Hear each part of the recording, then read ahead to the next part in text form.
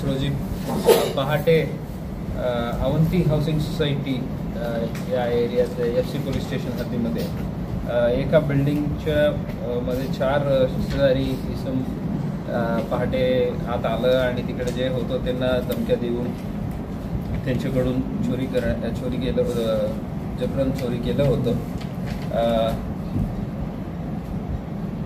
हे बाहेरून दरवाजाच्या कड्या जे लावून 3ऱ्या मजल्यावर एका फ्लॅटमध्ये आणि 2ऱ्या मजल्यावरील एक फ्लॅटमध्ये सदर घराचे दरवाजा जबरदस्तीने तोडून घरात घुसून घरातील इसमांना चाकूचे दाग दाखवून चोरी केले होते। त्याबद्दल आपलं DCP श्री कबाडे म्हणजे पाटील त्यांच्या दोन्ही टीम्सनी वेगळं दृष्टीने तपास सुरू केलं होतं। त्यात पोलीस स्टेशनच्या आपलं ACP कोमल साहेब, PI श्री राऊत आणि त्यांच्या DB पथकाच्या श्री संजय क्षीरसागर यांच्या पथकांना जे लीड मिळालेले आहे त्यावरून या गुन्ह्यात कर्नाटकमधून बिजापूरमधून जे क्रिमिनल हिस्ट्री शीटर आहे त्यांना ताब्यात घेतलेला आहे। आरोपींनी दरोड्यामध्ये 7 वर्ष शिक्षा भोगून आता नुकतंच 3 महिन्या पहिले जेलमधून सुटलेला आहे, हेही आम्हाला माहिती मिळालेलं आहे। मेहरबान सिंग असं यांचं नाव आहे, बिजापूरचं आहे। मेहरबान सिंग माया सिंग दुधानी म्हणा, वय 34, जर्मन फॅक्टरीच्या जवळ बिजापूर गुरुनानक कॉलनी इकडे राहणार आहे। त्यांना 14 तारीख ताब्यात घेतलेला आहे। त्यांना अटक करून आता त्यांच्याकडून जे माहिती मिळालं, दुसरी आरोपी हरेश विजय कुमार रामत्री 32 वर्षाचे आहे। हे आहेत बदलापूर वेस्ट ठाणे। यांनाही आम्ही 16 तारीखला यांनाही ताब्यात घेतलेला आहे। सदर आरोपीकडून चोरीच्या 2 मोटरसायकली, एक मारुती ऑल्टो कार, तसेच गुन्ह्यात चोरीस गेलेल्या दागिन्यापैकी एक सोन्याच्या अंगठी व रोख रक्कम असे एकूण 1,52,000चा मुद्देमाल हस्तगत करण्यात आलेला आहे।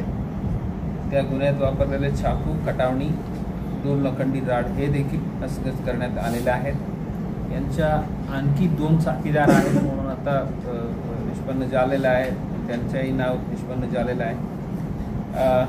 त्यांच्यावर पण आता तपास पथक काम करत आहे, त्यांनाही लवकरात लवकर आम्ही ताब्यात घेणार आहे। यात इन्सिडेंट आहे रॉबरी इन्सिडेंट घडून सातत्याने आमच्या टीम्स तपास कामात होते आणि दुसरी रात्री आपल्या टीमला जे मेन आरोपी आहे त्यांना अटक करण्याचं यश मिळालं।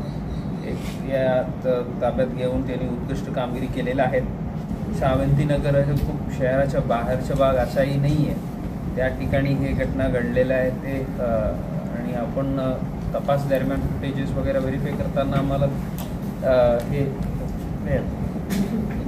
दिसत आहे ते त्यांचे जे गुन्ह्यात वापरलेलं गाडी ते निघताना अगदी 2 मिनिटात आपलं पेट्रोलिंग मोबाईल तिथं पोहोचत आहे। म्हणजे कुठलाही प्रकारच्या कॉल किंवा कंट्रोलला कॉल आलं, 112ला कॉल आलं होतं तसं नव्हतं।